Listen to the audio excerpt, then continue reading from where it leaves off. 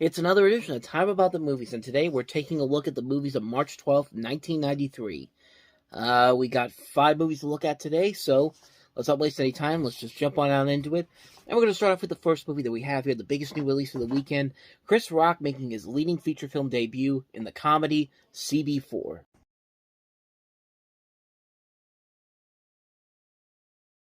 So what this movie is basically, this is Spinal Tap except for gangster rappers, because you have these guys who are a musical or a band who basically decide that in order to become popular, they have to create this identity of themselves. Then they basically decide to just become a rap group called CB4. And this movie basically is parroting the rap group NWA, as well as some other gangster rap aspects. You got cameos from people like Halle Berry, Eazy-E, the Butthole Surfers, Ice-T, Ice Cube, Flavor Flav, Shaquille O'Neal. Those are just the cameos. This has a pretty stacked cast overall. You got Chris Rock, Alan Payne, Chris Elliott, Phil Hartman, Charlie Murphy, Candy Alexander, Teresa Randall, Rachel True, Isaac Hayes. Just a solid cast overall here. And the movie overall is pretty funny. I think it does enough to warrant an enjoyably funny movie. Do I think it's as good as some of the other parody movies we've looked at? Not really. It doesn't really compare to stuff like the Naked Gun movies or the Hot Shots films, but it is still funny nonetheless. And I think maybe that's kind of one of the biggest problems with the movie, is that it kind of can't decide if it wants to be a straight up parody like Hot Shots or just something on the lines of Spinal Tap, because you see in the trailer there's little elements there that you would see in something like Hot Shots or the Naked Gun. But I think it does just enough to warrant its enjoyment factor. I think there's a lot there you can really get into. Chris Rock is very funny in here. I don't know, for some reason I think this is actually I don't know if it is, but I know on Saturday Night Live there was a sketch where he did a thing with and now I can't remember what it is now.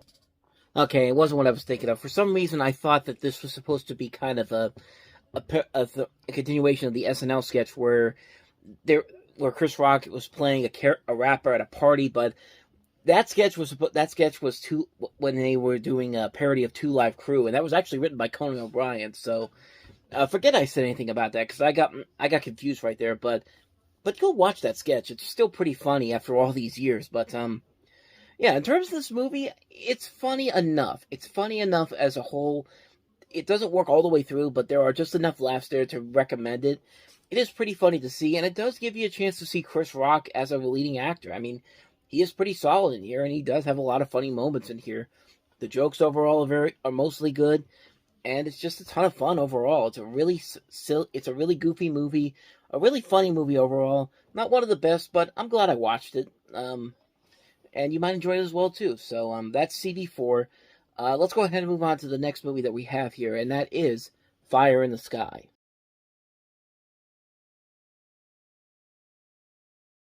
From the director of the family classic All I Want for Christmas. Okay, family classic kind of not what you could put with All I Want for Christmas, but yeah, it's hard to believe that same director did this, and needless to say, it's a whole lot better than All I Want for Christmas. But not only that, it's a lot better than the last movie that basically dealt with the experiences of alien abduction, which was Communion with Christopher Walken. That movie was something else, but this movie is is something else for a good reason. It's a legitimately terrifying movie, even if you don't believe in the idea of alien abductions or the story about Travis Walton as a whole. You could get very invested in this, because the scenes in this movie of abduction are generally terrifying. Like, the way this movie is shot, the visuals of this are just so creepy and so really, really uncomfortable to watch at times. Like, this movie really, the people who made this movie clearly knew what they were doing, what they wanted to make something very freaky, very science fiction-y, and just something that's very genuinely terrifying. The cast overall in this is great. That's D.B. Sweeney playing Travis Walton, but you also have a pretty notable cast list that includes Robert Patrick, James Garner, Craig Schieffer, Peter Berg, Henry Thomas, Catherine Wilholt, Noble Willingham. Just a really good cast overall. And again, the movie works just for some of those intense visuals alone. Like, I really do think that the people who made the X-Files got a lot of inspiration from this. In fact, even more so that because of Robert Patrick in this, they act as the creators and the producer of X Files actually got him to be in the last couple seasons of the X Files series as Doggett, the FBI agent that came in after David Duchovny left. So, but yeah, this movie was generally terrifying. Like, it was a really intense movie, and it is because of the visuals in this. Like, the visuals are what really stick out the most in this movie. The cast overall is great, but you really do get the sense of intensity with this movie. It's very tense, very terrifying, very scary. It's a legitimately enjoyable movie. It's a very entertaining film. If you haven't seen it, I definitely recommend it. If you want to see a really intense sci-fi film, Fire in the Sky will definitely do the trick for you. So, excuse me. With that said, let's go on to a much lighter film. We'll start. Excuse me. I'm not going to stop because I'm already finished with that one, and I'm not going to the next one. So, anyway, moving on to our next movie, which is a lot more lighter, A Far Off Place, but this is also notable for the Roger Rabbit short that was in front of it, Trail Mix-Up.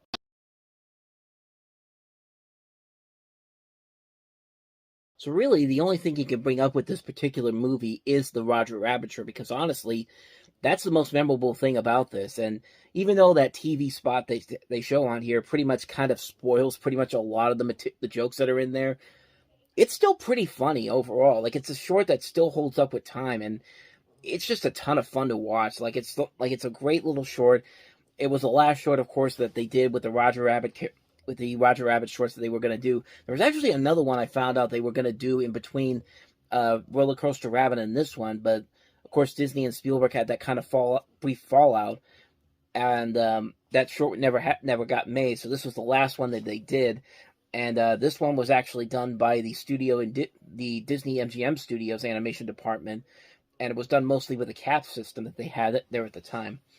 But it's a really funny short. Maybe not quite as good as something like Roller Coaster Rabbit or Tummy Trouble. And even though the animation here looks a little bit plainer than the other two shorts did, it's still pretty fun overall. Like, I wish they did more of these shorts, but yeah, honestly, like I said, this is the one thing that would make me want to go see A Far Off Place in the movie theater, because A Far Off Place itself is just kind of a mediocre movie at best. I mean, this is a movie that I feel like they were trying to do with this idea that they were trying to recapture the magic of the old Wild Adventure series that used to air on Disneyland.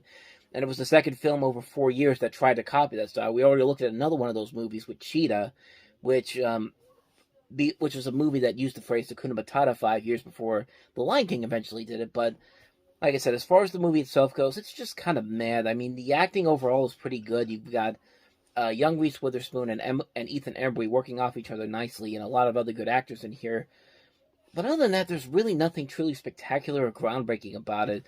It has some nice cinematography, and James Horner's score can usually save a mediocre film, but this is kind of one that really is just kind of like, it exists, I saw it, and I really don't want to watch it again. I actually watched this when I did the reviews for the Amblin Entertainment Anniversary thing I did for the website, but like I said before, the only real thing about this that would have made me want to go see it in the theaters is the Roger Rabbit short. I probably would have left the theater after that. Probably would have wasted my money overall, but at least I got to see that on the big screen, then didn't have to sit through this again. But that's pretty much all I got to say on both of these. Trail Mix-Up and A Far Off Place. Obviously, Trail Mix-Up was the far better film. But with that said, let's go ahead and move on to the next movie that we have here, and that is Ethan Frome.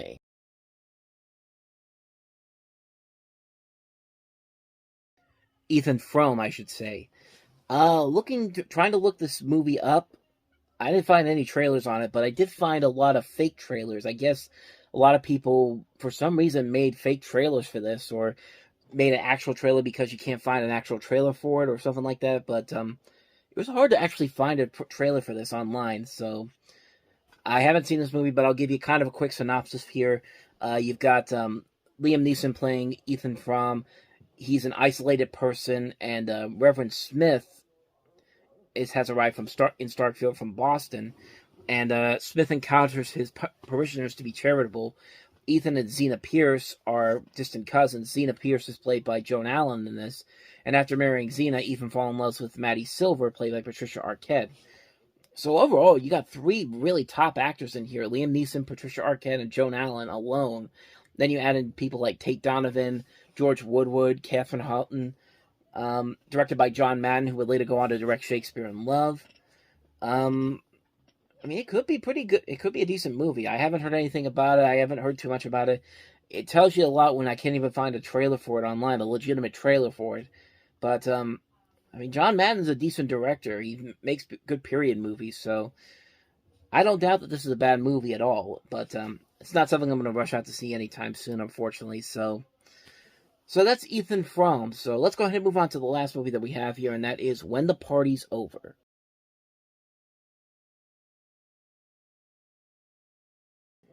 So right off the bat, the weird thing about this is that they kept talking about Rae Dawn Chong and how this was this was her breakout movie. This was the movie that was going to put her into superstardom.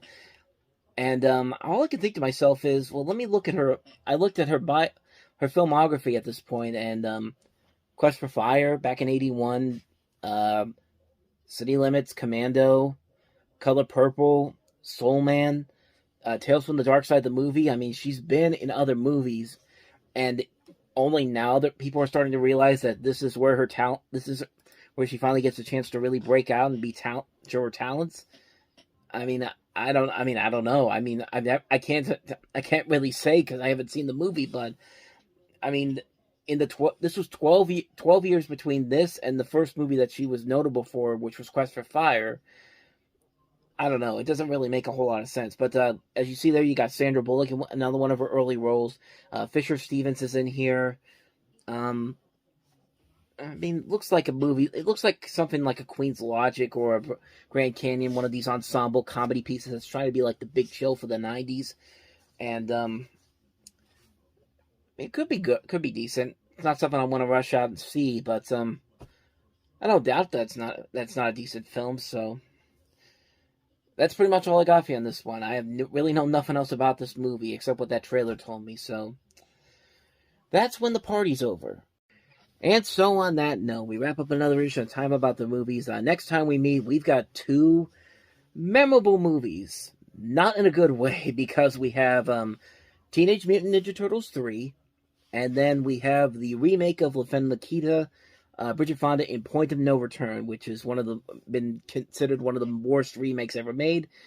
How do I feel about it? We'll delve into that on the next episode. But until then, thank you very much for watching, and if you want to see more videos like this, please hit the playlist on the next page, check out the previous episode, and I'll see you guys tomorrow for another episode. So thank you for watching, I'll see you next time, and until then, as always, take care.